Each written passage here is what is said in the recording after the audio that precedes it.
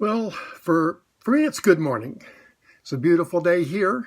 It is Wednesday, so that's hump day. I guess that's a good word. Uh, Halfway through the week anyway. And so today's story is Edmund and the Wardrobe, Chapter 3. Lucy ran out of the empty room into the passage and found the other three. "It's all right," she repeated. "I've come back." "What on earth are you talking about, Lucy?" asked Susan. "Why," said Lucy in amazement, "haven't you all been wondering where I was?" You've been hiding, have you?" said Peter. "Poor old Lou, hiding and nobody noticed. You'll have to hide longer than that if you want people to start looking for you." "But I've been away for hours and hours," said Lucy. The other all stared at one another. "Batty," said Edmund, tapping his head, "quite batty." "What do you mean, Lou?" asked Peter. "What I said," answered Lucy. "It was just after breakfast when I went into the wardrobe, and I've been away for hours and hours and had tea, and all sorts of things have happened." "Don't be silly, Lucy," said Susan. "We've only just come out of that room a moment ago, and you were there then." "She's not being silly at all," said Peter. "That's just making up a story for fun. Aren't you, Lou? And why shouldn't she?" "No, Peter, I'm not," she said. It's a magic wardrobe. There's a wood inside it, and it's snowing, and there's a faun and a witch, and it's called Narnia. Come and see." The others did not know what to think, but Lucy was so excited that they all went back with her into the room. She rushed ahead of them, flung open the door of the wardrobe, and cried, "Now, go in and see for yourselves." "Why, you goose," said Lucy, putting her head inside and pulling the fur coats apart. "It's just an ordinary wardrobe. Look, there's the back of it." Then everyone looked in and pulled the coats apart, and they all saw, Lucy herself saw, a perfectly normal wardrobe. There was no wood and no snow, only the back of the wardrobe, with hooks on it. Peter went in and rapped his knuckles on it to make sure that it was solid. "A jolly good hoax, Lou," he said as he came out again. "You've really taken us in. I must admit we half believed you."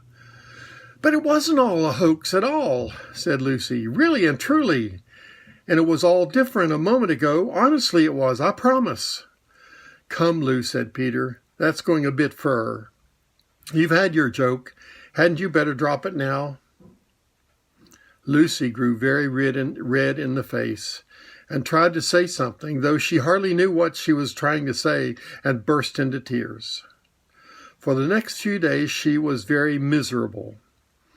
She could have made it up with her others quite easily at any moment if she could have brought herself to say that the whole thing was just only a story made up for fun. But Lucy was a very truthful girl, and she knew that she was really in the right, and she could not bring herself to say this. The others, who thought she was telling a lie, and silly lie too, made her very unhappy. The two elder ones did this without meaning to do it, but Edmund could be spiteful, and on this occasion he was spiteful. He sneered and jeered at Lucy, and kept on asking her if she found any other new countries in other cupboards all over the house. That made it worse. What made it worse was that these days ought to have been delightful. The weather was fine, and they were out of doors from morning to night, bathing, fishing, climbing trees, birds nesting and lying in the heather. But Lucy could not properly enjoy any of it. And so things went on until the next wet day. That day, when it came to the afternoon, and there was still no sign of a break in the weather, they decided to go play hide and seek. Susan was it, and as soon as the others scattered to hide, Lucy went to the room where the wardrobe was. She did not mean to hide in the wardrobe because she knew that would only set others talking about the whole wretched business. But she did want to have one more look inside it, for by this time she was beginning to wonder herself whether Narnia and the faun had not been a dream. The house was so large and complicated and full of hiding places that she thought she would have time to have one look into the wardrobe and then hide somewhere else. But as soon as she reached it, she heard steps in the passage outside, and then there was nothing for it but to jump into the wardrobe and hold the door closed behind her.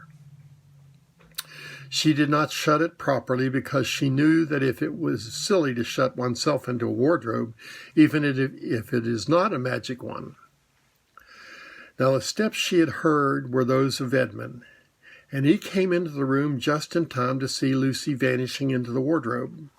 He at once decided to get into it himself, not because he thought it was a particularly good place to hide, but because he wanted to go on teasing her about her imaginary country. He opened the door. There were the coats hanging up as usual, a smell of mothballs and darkness and silence, and no sign of Lucy. "She thinks I'm Susan come to catch her," said Edmund to himself, "and so she's keeping very quiet in at the back." He jumped in and shut the door, forgetting what a very foolish thing this was to do. Then he began feeling about for Lucy in the dark. He had expected to find her in a few seconds and very surprised when he did not. He decided to open the door again and let in some light, but he could not find the door either. He didn't like it at all and began groping wildly in every direction. He even shouted out, "Lucy! Lou! Where are you? I know you're here!" There was no answer, and Edmund noticed that his own voice had a curious sound. Not the sound you'd expect in a cupboard, but a kind of open-air sound. He noticed that he was unexpectedly cold, and then he saw a light. "Thank goodness," said Edmund. "The door must have swung open of its own accord." He forgot all about Lucy and went towards the light, which he thought was the open door of the wardrobe. But instead of finding himself stepping out into the spare room, he found himself stepping out from the shadow of some thick, dark fir trees into an open space in the middle of a wood. There was crisp, dry snow under his feet, and more snow lying on the branches of the trees. Overhead, there was a pale blue sky, the sort of sky one sees on a fine winter day in the morning. Straight ahead of him, he saw between the tree trunks the sun, just rising very red and clear. Everything was perfectly still, as if he were the only living creature in that country. There was not even a robin or a squirrel among the trees, and the wood stretched as far as he could see in every direction. He shivered. He now remembered that he had been looking for Lucy, almost how unpleasant he had been to her about her imaginary country, which now turned out not to have been imaginary at all. He thought that she must be somewhere quite close, and so he shouted, "Lucy! Lucy! I'm here too! Edmund!" But there was no answer. She's angry about all the things I've been saying lately, thought Edmund, and though he did not like to admit that he had been wrong, he also did not much like being alone in this strange, cold, quiet place. So he shouted again, "I say, Lou, I'm sorry. I didn't believe you. I see now you were right all along. Do come out. Make it Pax." Still there was no answer. "Just like a girl," Edmund said to himself, "sulking somewhere and won't accept an apology." He looked around him again and decided he did not much like this place, and had almost made up his mind to go home when he heard, very far off in the wood, a sound of bells. He listened, and the sound came nearer and nearer, and at last there swept into sight a sleigh drawn by 2 reindeer. The reindeer were about the size of Shetland ponies, and their hair was so white that even the snow hardly looked white compared with them. Their branching horns were gilded and shone like something on fire when the sunlight caught them. Their harnesses Their harness was of scarlet leather and covered with bells. On the sled, driving the reindeer, sat a fat dwarf who would have been about 3 feet high if he had been standing. He was dressed in a polar bear's fur coat, and on his head he wore a red hood with a long gold tassel hanging down from its point. His huge beard covered his knees and served him instead of a rug. But behind him, on a much higher seat in the middle of the sleigh, sat a very different person. A great lady, taller than any woman that Edmund had ever seen.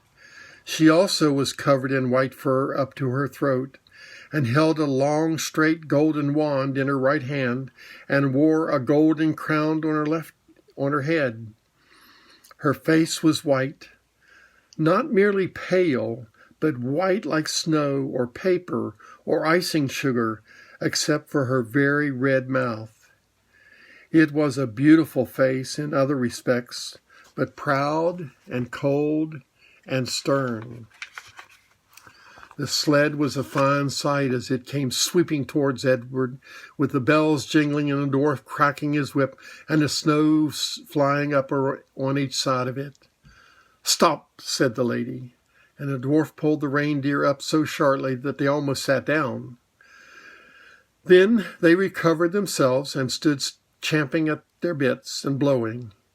In the frosty air, the breath coming out of their nostrils looked like smoke. "And what, pray, are you?" said the lady, looking at Edmund.